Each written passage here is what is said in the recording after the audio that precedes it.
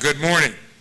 It's a pleasure to be back here in the Philippines at the conclusion of my second trip to Asia as Secretary of Defense, one that has taken me to Malaysia, Indonesia, Brunei, and now here. I have been to the Philippines many times over the years. I first started coming to the Philippines in the late 1980s when I was president of the World USO, and as a United States Senator I visited the Philippines often. I first learned about the Philippines from my father, who was here during World War II and spent some time at Clark Airfield. He was a radio operator tail gunner on a B-25 and has many pictures of his experience here. He loved the Filipino people. He loved this country. And I have always been somewhat influenced by my father's early assessment, but I can tell you that if he were alive today, I would tell him that I wholly agree with that assessment of this country and the people here in this country. This morning, I had a very productive meeting with President Aquino, and I look forward to meeting again with Secretary of National Defense Gazmin, who has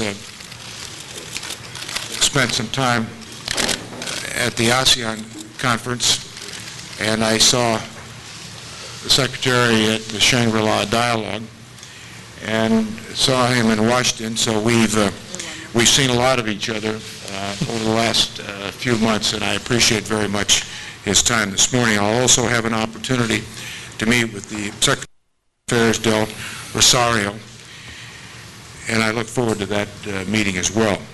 In my meeting with President Aquino, I noted that the deep and unbreakable alliance between the United States and the Philippines is an anchor for peace and stability and prosperity in this region. Our close ties to the Philippines have been forged through a history of shared sacrifice and common purpose, and continuing to strengthen the close partnership between our nations is an important part of America's long-term strategy of rebalancing in the Asia-Pacific. One theme that I want to emphasize is that the United States is committed to the Mutual Defense Treaty between our nations. It was born out of Americans and Filipinos fighting shoulder to shoulder during World War II, and it has formed the foundation of the U.S.-Philippine security relationship for more than 60 years.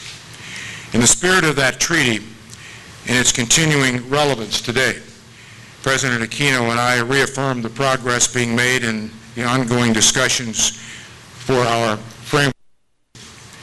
This agreement will strengthen cooperation between our two militaries and help them work together more effectively.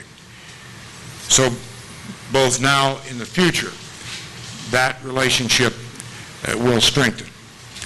This progress is welcome and encouraging. I noted that our negotiating teams are working hard to finish the framework agreement in the near future.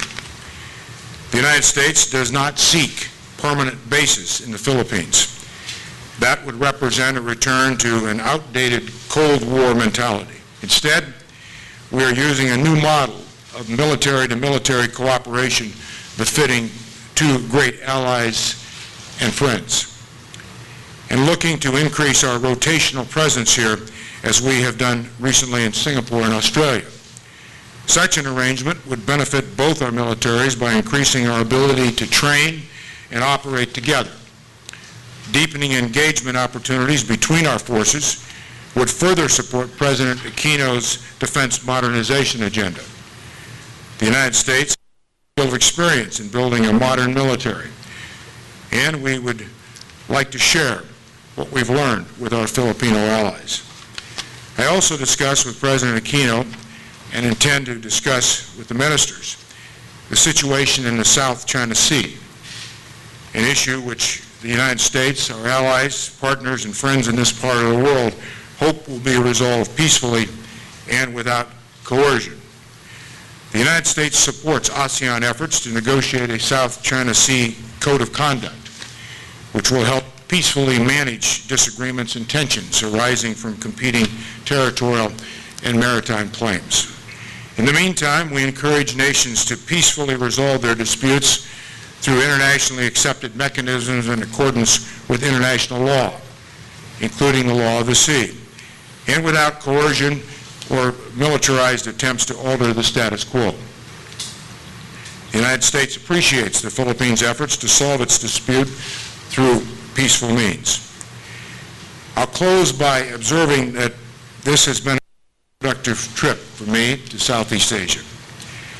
As the United States rebalance to the Asia-Pacific makes clear, this region is very important to America's economic, strategic, and security interests, both now and in the years to come. So I look forward to continuing our engagement in the region as much as I know President Obama is looking forward to his upcoming visit. Thank you very much. Thank you, Secretary Hagel, sir.